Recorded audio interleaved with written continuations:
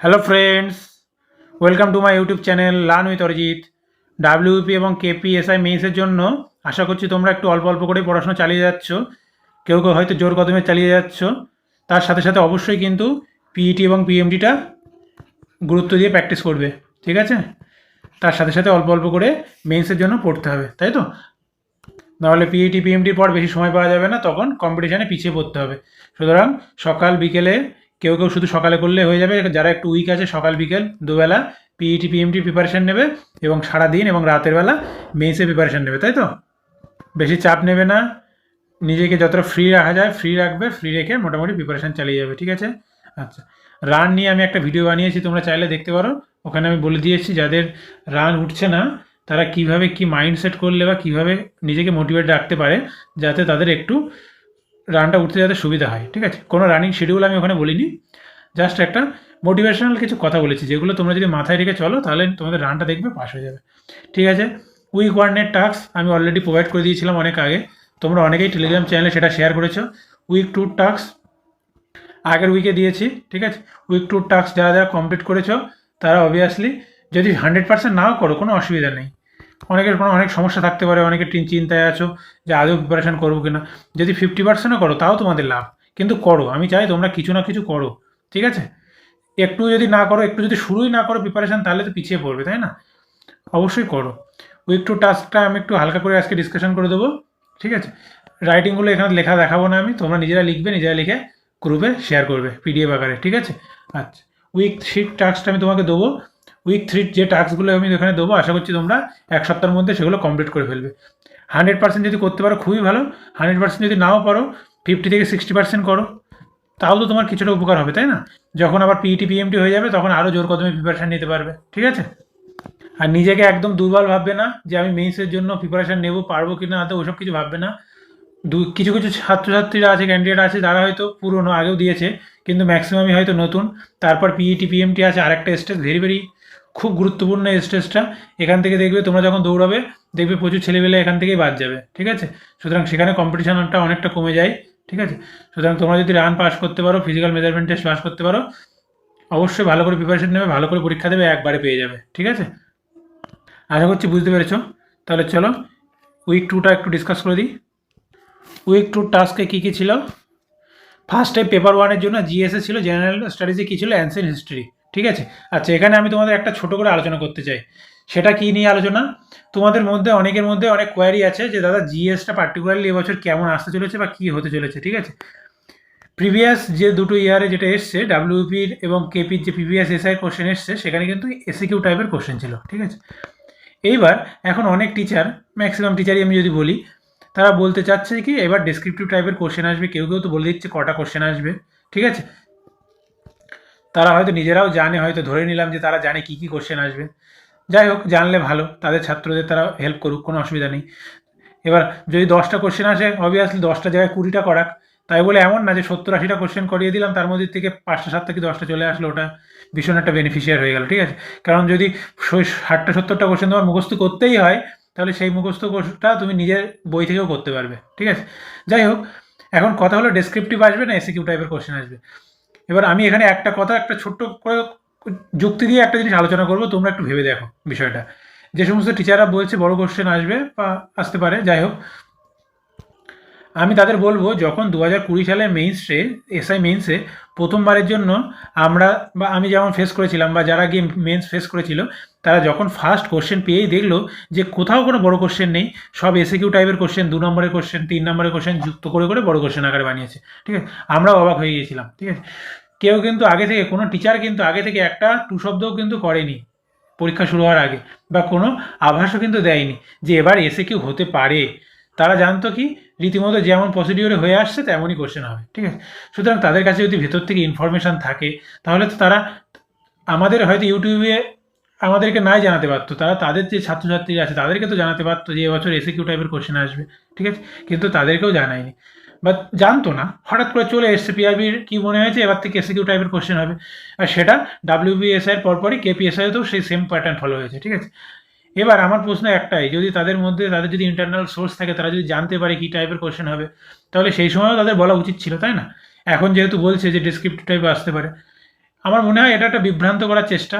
ঠিক আছে, আমি পার্টিকুলারলি কোনো টিচারের নামে কিছু বলবো না, সমস্ত টিচারই শ্রদ্ধেয় টিচার। প্রচুর ছাত্রছাত্রীরা তাদের কাছে পড়ে সিলেকশন পায়, অবশ্যই তাদের মধ্যে অনেক অনেক ক্ষমতা আছে, গুণ আছে। ঠিক আছে, তোমরা শিক্ষিত ছেলে, তোমরা যদি মনে করো যে তাদের পরামর্শ মেনে ডেসক্রিপটিভ রেডি করবে, করে যাবে, কোনো অসুবিধা নেই। কেননা পিআরবি যেহেতু অফিসিয়াল সাইটে কিছু উল্লেখ করে দেয় না, বা তাদের অফিসিয়াল নোটিশে কিছু উল্লেখ করে দেয় না যে আলটিমেটলি এসএকিউ টাইপের কোশ্চেন হবে নাকি বড় কোশ্চেন 10 নম্বরের কোশ্চেন আসবে, বা প্যাটার্নটা যেহেতু উল্লেখ করা থাকে না, সুতরাং এটা কারোরই জানার কথা না। ঠিক আছে, এবার যদি কেউ জেনে থাকতে পারে বা তোমাদেরকে বলতে পারে যে এমন আসতে পারে, সেটা ঠিক আছে, তাদের ব্যাপার। তোমরা যদি মনে করো যে সেইভাবে করতে চাও, করতে পারো। ঠিক আছে, যদি পার্টিকুলারলি আমার সাজেশন চাও যে দাদা তোমার কি মনে হয়, তোমার কী হতে পারে, তাহলে আমি যেটা বলবো, তোমরা এসিকিউ টাইপে যেমনভাবে আগের কোশ্চেনগুলো দেখে এসছো সেইভাবে তো অবশ্যই পড়বে। ঠিক আছে, তার সাথে সাথে টিকা আকারে কিছু কোশ্চেন হয়তো রেডি করে রেখে দিতে পারো। ঠিক আছে, যেগুলো খুব ইম্পর্টেন্ট কোশ্চেন। ঠিক আছে, অ্যাজ ফর এক্সাম্পল আমি যদি বলি, ধরো মডার্ন হিস্ট্রি থেকে তোমাকে কি ইম্পর্টেন্ট কী হতে পারে, ধরো চৌরি চৌরা ঘটনা। ঠিক আছে, জালিয়ানওয়ালাবাগ হত্যাকাণ্ড। ঠিক আছে, তারপর ধরো ছোটো করে একটু আইন অমান্য আন্দোলন, ছোটো করে একটু ভারত ছাড়ো আন্দোলন। ঠিক আছে, আচ্ছা, এগুলো একটু ছোটো ছোটো করে একটু রেডি করে রাখতে পারো। এবার সেটার জন্য তোমার নিশ্চয়ই তোমাদের ওই তোমাদের যেরকম 10 নম্বরের আগে করতে হতো, উত্তর রেডি করে রাখতে হতো, মুখস্থ করতে হতো, সেমন নিশ্চয়ই করা লাগবে না। তুমি যে টেক্সট বই দেখেই পড়ো না কেন, যে টেক্সট বই ফলো করো, বা তোমাদের যে ডেসক্রিপটিভ যে বইগুলো আছে যেখানে তোমাদের বর্ণনা করে লেখা থাকে, সেখান থেকে করতে পারো। আর যাদের কাছে সেই টাইপের বই নেই, তাদের জন্য আমি একটা পরামর্শ দেবো, সব থেকে ভালো যেটা করতে পারো, তোমাদের কাছে ক্লাস 9-10-এর বই আছে, ক্লাস 9-10-এর বই আছে, হয়তো নেই, কোনো ছোটো ভাই বোনের কাছে থাকতে পারে, বা পাড়ার কারোর কাছে থাকতে পারে, বা পুরনো বই চাইলেই তোমরা জোগাড় করতে পারো হয়তো। ক্লাস 9-10-এর বইয়ের থেকে ইতিহাস, ভূগোল, পলিটিটা তো অত ভালো পাবে না, পলিটিটার জন্য একটু অন্য বই বই পড়তে হবে। ঠিক আছে, ইতিহাস, ভূগোল, সায়েন্স, এই তিনটে তো ওখান থেকে রেডি করতেই পারো, তাই না? সায়েন্সের মধ্যে obviously life science, physical science.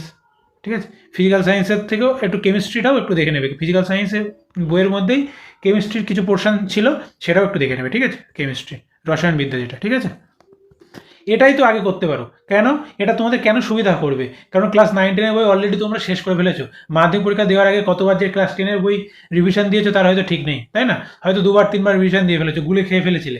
তাহলে সেই বইয়ের থেকেই আগে ইতিহাস, ভূগোল, সায়েন্সটা কভার করে ফেলো না, ফট করে কভার করে ফেলে তারপর একটু অন্য লেভেলের বইয়ে হাত দাও।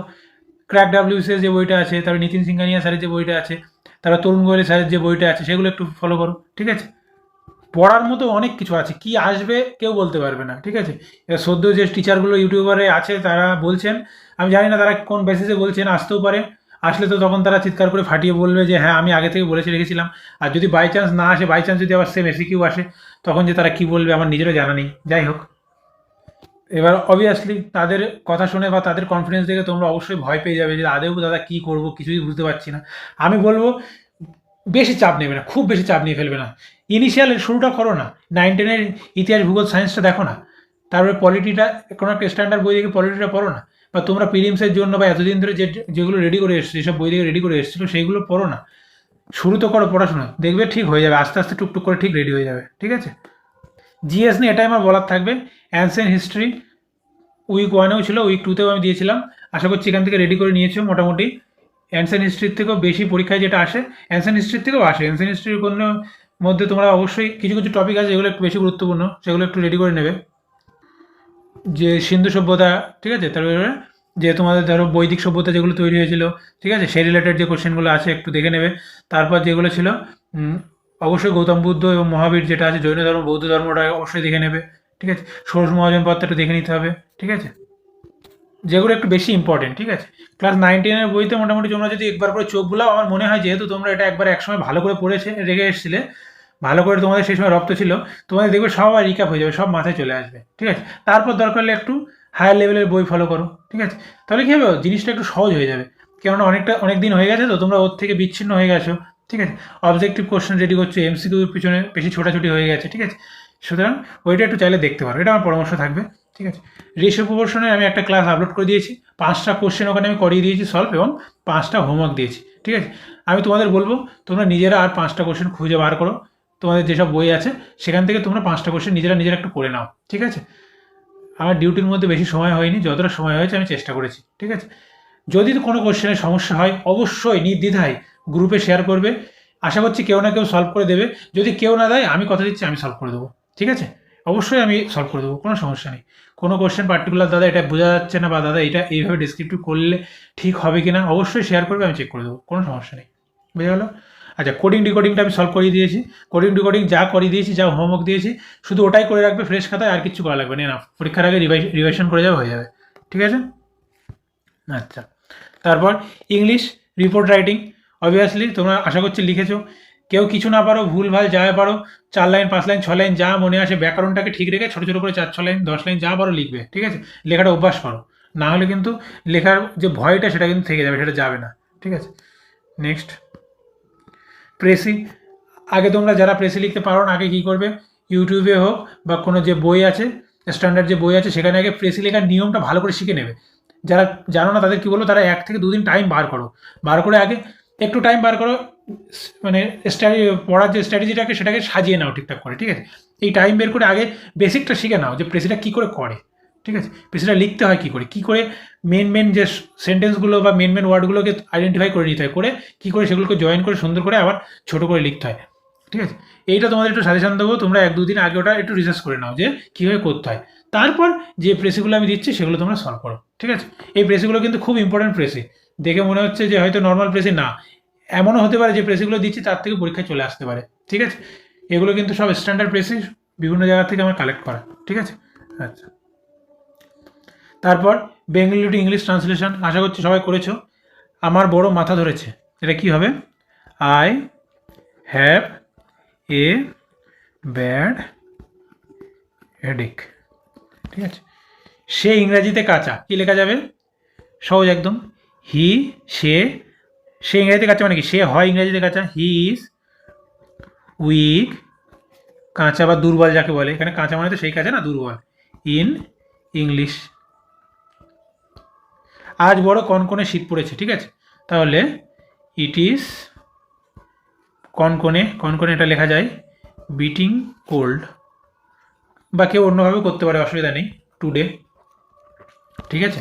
তুমি কোথা হইতে আসিতেছ, ঠিক আছে? কোশ্চেন বোধক চিহ্ন, তাহলে এটা কি হবে? হয়ার। কোথা হইতে মানে কি? Where do you come from, থেকে, ঠিক আছে? Where do you come from, তুমি কোথা হইতে আসিতেছ। সে শাকসবজি ভালোবাসে, ঠিক আছে? এখানে ভালোবাসে মানে লাভ না, এখানে ভালোবাসে মানে কি? তার প্রতি একটা আকর্ষণ যেটাকে বলে, ঠিক আছে? তাহলে he is fond of vegetable, ঠিক আছে? আচ্ছা, সিনোনিমস অবশ্যই রেডি করবে। আমি বলেছিলাম বি লেটার দিয়ে 20টা খাতায় লিখতে এবং সেটাকে ঠোঁটস্থ করে নিতে। তোমরা যে গ্রামার বইটা ফলো করো সেখান থেকে লিখে নেবে, দরকার হলে লিখে সারা সপ্তাহ ধরে রিভিশন দেবে, মুখস্থ করবে, ঠিক আছে? এ লেটার আমি দিয়েছিলাম, এখন বি লেটার দিলাম, ঠিক আছে? হয়তো 26টা লেটার আমি কমপ্লিট করতে পারবো না, কারণ 26টা উইক পাবো না, কিন্তু যতটা পারি দিই। এইভাবে তোমরা চাইলে করতে পারো, বা তোমরা যদি মনে করো যে তোমাদের কাছে যে স্ট্যান্ডার্ড বই আছে সেখান থেকে থ্রোলি করতে পারো, ঠিক আছে? কিন্তু সিনোনিমস কিন্তু রেডি করো, 4-5টা সিনোনিমস কিন্তু পরীক্ষা আসতে পারে, ঠিক আছে? ইডিয়ামস অবশ্যই রেডি করতেই হবে, ইডিয়ামস থেকে ডাইরেক্ট কোশ্চেনও আসতে পারে, ইডিয়ামস দিয়ে সেন্টেন্স তৈরি করার কোশ্চেনও দিতে পারে, ঠিক আছে? সুতরাং মানে যদি তুমি না জানো তাহলে কিন্তু করতে পারবে না। ওয়ান ওয়ার্ড সাবস্টিটিউশন, ঠিক আছে? এটাও খুব ইম্পর্টেন্ট। Next, make sentence. এখানে তোমার ইডিওমেটিক ফ্রেজ এগুলো, ঠিক আছে? এই ইডিওমেটিক ফ্রেজ দিয়ে তোমাকে কী করতে হবে? সেন্টেন্স তৈরি করতে হবে। তাহলে অল ইয়ার্স এর মানে কি? এর মানে হলো ভেরি অ্যাটেন্টেটিভ, ঠিক আছে? খুব মনোযোগী, ভেরি অ্যাটেন্টেটিভ, ঠিক আছে? তোমরা নিশ্চয়ই বইয়ের থেকে এগুলো পেয়ে যাবে, কিন্তু সেন্টেন্সটা তৈরি করা শিখতে হবে, ঠিক আছে? এটাকে সেন্টেন্সে ইউজ করতে হবে। কী লেখা যায়? I am all ears to what you say, ঠিক আছে? মানে তুমি যা বলছো তাতে আমি খুব মনোযোগী, ঠিক আছে? আউট অফ দ্য ওয়ার্ল্ড মানে কি? আউট অফ দ্য ওয়ার্ল্ড মানে ফ্রি ফ্রম ডিফিকাল্টি, ঠিক আছে? ভুল হলো, হ্যাঁ, এখানে ওয়ার্ল্ড হবে না, এখানে উড হবে, sorry, out of the wood মানে হলো ফ্রি ফ্রম ডিফিকাল্টি, ঠিক আছে? তাহলে কি লেখা যায়? চাইলে তোমরা লিখতেই পারো নিজের মতো করে, হি ইজ সাফারিং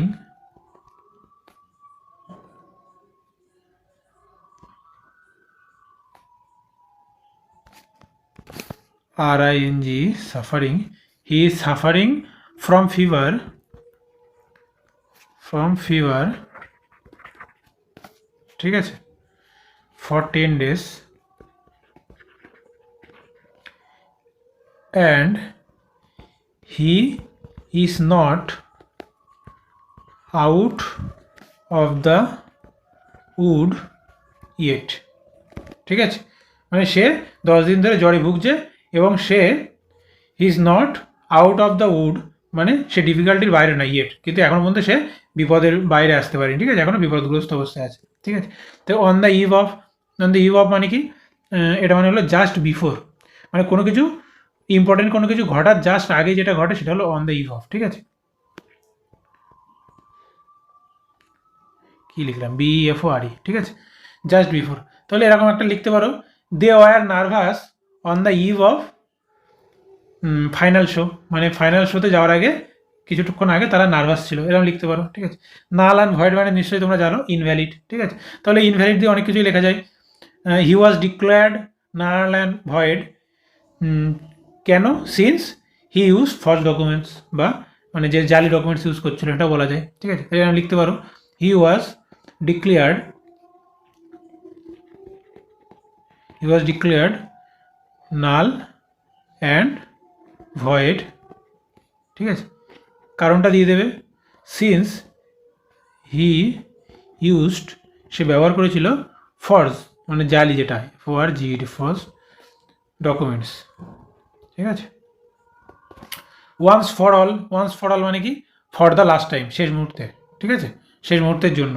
তাহলে এখানে কি লিখতে পারো, এরকম একটা লিখতে পারো যে মাদার ওয়ান্টস হার বেবি, ঠিক আছে, ওয়ান্স ফর অল, তার মানে মা তার বাচ্চাকে শেষবারের জন্য ওয়ার্ন করেছিল বা সচেতন করেছিল, কি কেন সচেতন করেছিল, not to jump into the river বা পন্ড, এরকম কিছু একটা লিখতে পারো, ঠিক আছে, যাতে সে পন্ড, পুকুর বা জলাশয়ে ঝাঁপ না মারে, বোঝা গেল, হচ্ছে বুঝতে পারছো। নেক্সট পরে কী আছে, চেঞ্জ দ্য ভয়েস, খুব সহজ, কী করে করবে, কিপ ইয়োর ওয়ার্ড, তাহলে এটা কী হবে, your word should be kept, ঠিক আছে। তারপরে you will not allow them to enter the room, তাই তো, তাহলে you will not allow them, তাহলে দে উইল নট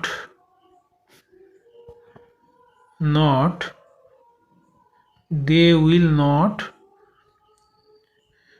না they will not be allowed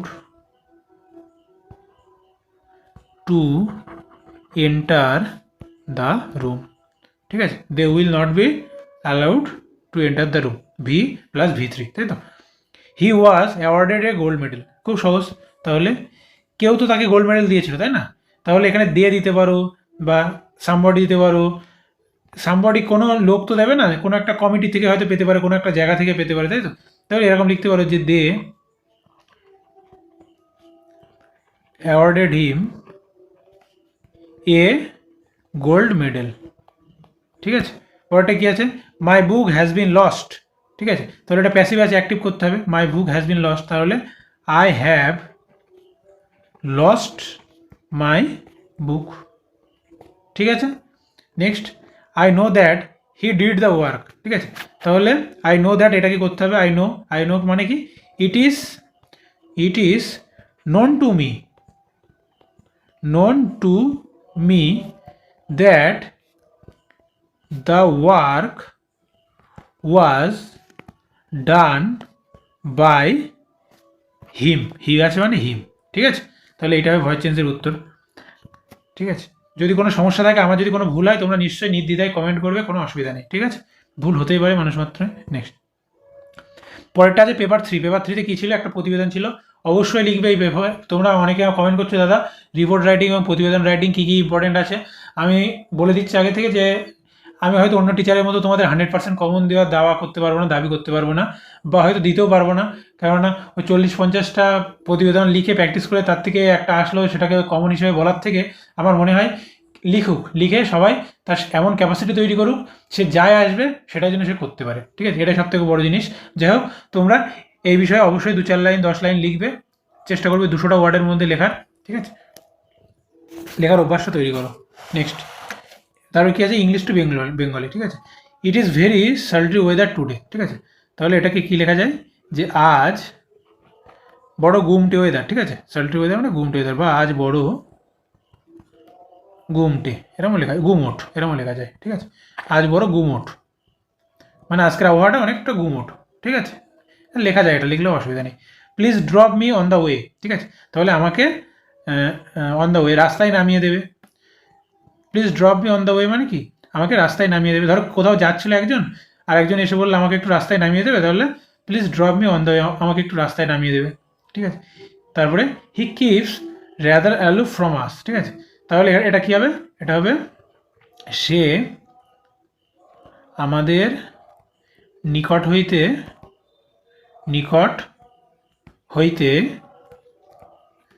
দূরে থাকে, সে আমাদের নিকট হইতে দূরে থাকে, ঠিক আছে। আচ্ছা, তারপর who amongst you can answer the question, একদম সহজ। তোমরা কে কে এই প্রশ্নের উত্তর দিতে পারবে, ঠিক আছে। হু অ্যামংস্ট ইউ, তোমাদের মধ্যে কে আছে যে এই প্রশ্নের উত্তর দিতে পারবে। তারপর why do you look sickly, ঠিক আছে। এখানে সিকলি মানে কি দুর্বল বা রোগা বা এই জাতীয়, ঠিক আছে। তাহলে তোমাকে রোগা দেখাচ্ছে কেন, এটাও হতে পারে এর মানে, ঠিক আছে, যে তোমাকে রোগা দেখাচ্ছে কেন। বোঝা গেল। এই ছিল মোটামুটি পেপার 1, পেপার 2, পেপার 3। এটা হলো উইক 2 কাজ ছিল। আশা করছি তোমরা সবাই মোটামুটি করেছো। যারা যতটাই করে না থাকো না কেন, যদি চাও যে একটু গ্রুপে দিয়ে একটু দেখিয়ে নেবে, দেখাতে পারো, ঠিক আছে, তোমাদের নিজস্ব ব্যাপার। আচ্ছা, এবার উইক 3 কাজটা আমি দিয়ে দিই, ঠিক আছে। তাহলে এবার চলো উইক 3 কাজটা ফট করে দিয়ে দিই। উইক 3 পেপার 1 থাকবে মিডিয়েভাল হিস্ট্রি, ঠিক আছে। কি করে পড়বে এইভাবে, এই হিস্ট্রিটা, মিডিয়েভাল হিস্ট্রি তোমরা ক্লাস 9-10 বই জোগাড় করে নাও, ঠিক আছে। বা তোমাদের কাছে যে বইটা আছে যেখানে ডেসক্রিপটিভভাবে লেখা আছে, সে তরুণ গোয়েলের বই হতে পারে, ক্র্যাক ডাব্লিউবিসিএস হতে পারে, বা তপতির বই হতে পারে, যে কোনো বই, কোনো ব্যাপার না, যে কোনো বইয়ের থেকে বেস্ট একটু যেগুলো মেন পয়েন্ট সেগুলো একটু ভালো করে পড়বে, সে সম্পর্কে 2-4 লাইন দেখে নেবে। ধরো সুলতান যুগে যারা পরপর যে অর্ডারে যে রাজারা ছিলেন, ঠিক আছে, তাদের সম্পর্কে কিছু ডিটেলস হয়তো পড়বে। মোগল যুগে এরকম কিছু কিছু পড়বে, ঠিক আছে। তরাইনের যুদ্ধ, প্রথম যুদ্ধ, দ্বিতীয় যুদ্ধ, ঠিক আছে, ইত্যাদি। এরকম ছোটো ছোটো করে রেডি করে নেবে, ঠিক আছে। আমি যেহেতু জিএস এক্সপার্ট না, আমি খুব তোমাদেরকে এই বিষয়ে গাইড করতে পারবো না। তোমরা নিজেদের মতো করে যে তোমাদের স্ট্যান্ডার্ড যে বইটা আছে সেখান থেকে তোমরা এতদিন পড়ে এসছো সেটাই আরেকবার পড়বে, ঠিক আছে। ম্যাথের জন্য কি বলবো, প্রফিট অ্যান্ড লস এই সপ্তাহের কাজ থাকবে, আমি ক্লাস করিয়ে দেবো, প্লাস হোমওয়ার্ক দিয়ে দেবো, সেটাই করে নেবে, এনাফ, ঠিক আছে। খাতায় থাকবে, ফাইনাল পরীক্ষা দিতে যাওয়ার আগে ওটাই রিভিশন করে যাবে, এনাফ, আর কিছু লাগবে না। Next reasoning. এবার রিজনিংয়ে 2টো টপিক দিয়েছি, কেননা রিজনিংয়ে অনেকগুলো টপিক আছে, যদি বেশি বেশি করে না করা যায় শেষ হবে না, ঠিক আছে। আস্তে আস্তে কিছুদিন পর ম্যাথেরও বাড়িয়ে দেবো, আপাতত একটা করে দিচ্ছি, পরে হয়তো বাড়িয়ে দেবো, ঠিক আছে। রিজনিংয়ের জন্য কী করতে হবে, ভেন ডায়াগ্রাম এবং ডিরেকশনের কোশ্চেন, ঠিক আছে, আমি করিয়ে দেবো কিছু কোশ্চেন এবং কিছু হোমওয়ার্ক দেবো, সেগুলোই করবে, খাতায় তুলে নেবে, আর কিছু লাগবে না। ম্যাথ রিজনিং নিয়ে তোমাদের খুব প্রেশার নিতে হবে না, আমি যেভাবে বলবো শুধু সেভাবে চলবে। এখানে 25, এখানে 25, 50-এ 50 পেয়ে যাবে, 1 নম্বর কাটতে পারবে না, 1 মার্কসও কাটতে পারবে না, ঠিক আছে। নেক্সট পেপার 2তে কী আসবে, ফার্স্টেই তোমাদের রিপোর্ট আসবে। তাহলে আজকে রিপোর্ট কী আছে, using the following points write a report on the impact of fast food on public health, ঠিক আছে। এর একটা জেনারেল ম্যাটার, তার উপরে একটা রিপোর্ট লিখতে হবে, ঠিক আছে। এখানে কিছু পয়েন্টস আছে, এগুলোকে লেখার মধ্যে যে মেন বডি সেখানে মেনশন করে দেবে, ঠিক আছে। আচ্ছা, তারপর কি আছে, write a precis of the following passage, ঠিক আছে। তাহলে আমি কি বললাম, আগে প্রেসিস কীভাবে লিখতে হয় সেটা শিখে নেবে, কোনো একটা দুটো ইউটিউব ভিডিও দেখবে, ভালো করে শিখে নেবে, একদিন টাইম নষ্ট করবে, শিখে নেবে, শিখে তারপর তুমি 8টা 10টা 20টা 25টা 50টা প্রেসিস প্র্যাকটিস করো না, এমনি হয়ে যাবে, ঠিক আছে। Next translate it into English, ঠিক আছে। তাহলে এখানে একটা স্টোরি টাইপ আমি দিয়েছি, স্টোরিও আসতে পারে, ইন জেনারেল লাস্ট বার যেগুলো এসছে সেটা হলো 1 লিনিয়ার টাইপ এসছে, ঠিক আছে। 1 লিনিয়ারও আসতে পারে, স্টোরিও আসতে পারে, কিছু বলার নেই। সুতরাং সব কিছুর জন্য প্রিপারেশন নিয়ে যাওয়া ভালো। স্টোরিটাও তো একটা 1 লাইনার মনে করে নিতেই পারি, তাই না। এখানে যদি আমি মনে করি 10টা লাইনে ভেঙে পরপর তলায় তলায় লিখে দিলাম, সেটাও তো একটা 1 লাইনিয়ার হয়ে যেতে পারে, তাই না। সুতরাং ওটা নিয়ে কোনো চাপ নেই, তোমরা অবশ্যই এইটা লেখার চেষ্টা করবে, ঠিক আছে। আচ্ছা, নেক্সট সিনোনিমস, এ বি যদি তোমরা করে থাকো তাহলে এবার সি দিয়ে করবে 20টা, ইডিয়মস 20টা রেডি করবে এবং 1 ওয়ার্ড সাবস্টিটিউশন 20টা রেডি করবে, ঠিক আছে। Change the voice, let me do the sum, they love at us, ঠিক আছে। I was surprised at his talent, the rose smell sweet, you may watch the film, ঠিক আছে। Next narration দেওয়া আছে দেখবে 5টা, তারপর মেক সেন্টেন্সেস, এইটা একটা নতুন জিনিস দিয়েছি আমি, এটা হলো হোমোনিমস, ঠিক আছে। এই অ্যাডভাইস কোনটা নাউন এবং কোনটা ভার, ঠিক আছে, সেটা ঠিকঠাক করে সেন্টেন্সে ইউজ করে দুটো সেন্টেন্স তৈরি করতে হবে। ব্রেক আর ব্রেক, ঠিক আছে, একটা মানে ভাঙা আর একটা ব্রেক মানে কি, ওই যে আমাদের গাড়িতে ব্রেক হয়, ঠিক আছে। সরি, একটা ব্রেক মানে এখানে বিরতি, ঠিক আছে, ব্রেক মানে বিরতি, এবং একটা ব্রেক মানে হলো ওই যেটা বাধা, ঠিক আছে, বা ভাঙা যেটা। বিসাইডস এবং বিসাইডসের মধ্যে পার্থক্য কী, ঠিক আছে। আচ্ছা, বিয়ার আর বিয়ারের মধ্যে পার্থক্য কী, এইগুলো দিয়ে সেন্টেন্স তৈরি করবে, ঠিক আছে। সেন্টেন্সের জন্য তাদের মিনিংটা বোঝা যায়, পার্থক্যটা বোঝা যায়, ঠিক আছে। আসতে পারে কিন্তু পরীক্ষার জন্য। নেক্সট পেপার 3, একটা প্রতিবেদন লিখবে, 200টি শব্দের মধ্যে লেখার চেষ্টা করবে, ঠিক আছে। দ্রব্যমূল্য বৃদ্ধি, তার ব্যাপকতা এবং প্রতিরোধ সম্পর্কে আপনার মতামত জানিয়ে একটি প্রতিবেদন লিখুন, ঠিক আছে। ইন জেনারেল আমি যা দেখেছি ডাব্লিউবিবিতে কিছু পয়েন্টস দিয়ে দেয়, মেনশন করা থাকে, সেগুলো দিয়ে লিখতে সুবিধা হয়। আবার অনেক সময় কিন্তু মানে এই 2 বছর যদি বাদ দাও, তার আগে কিন্তু যখন আসতো তখন কিন্তু পয়েন্টস দেওয়া থাকতো না, ডাইরেক্ট এরকম দিয়ে দিত, ঠিক আছে। সুতরাং সেটা অভ্যাস করতে হবে, বোঝা গেল। Next, translation, translate it into Bengali, ঠিক আছে। তাহলে ইংলিশ আছে, খুব সহজ, ট্রান্সলেশন কোনো অসুবিধা হবে না, এটা পড়বে, পড়ে এর বাংলায় কি মানে দাঁড়াচ্ছে সেটা লিখবে, বোঝা গেল। আশা করছি বুঝতে পেরেছো। সকলকে অসংখ্য ধন্যবাদ ক্লাসটি শেষ পর্যন্ত দেখার জন্য, ঠিক আছে। লার্ন উইথ অরিজিৎ ইউটিউব চ্যানেলটা অবশ্যই সাবস্ক্রাইব করে রেখে দেবে, এবং উইক 3 পিডিএফ আমি টেলিগ্রাম চ্যানেলে শেয়ার করে দেবো, ওখান থেকে তোমরা দেখে তোমাদের সুবিধা মতো কাজগুলো করে নিতে পারবে, ঠিক আছে। সকলকে অসংখ্য ধন্যবাদ, থ্যাংক ইউ, গুড লাক, সকলের স্বপ্ন পূরণ হোক, সকলের জীবনে সাফল্য পাক, এই বলে আজকে ভিডিও শেষ করছি, থ্যাংক ইউ।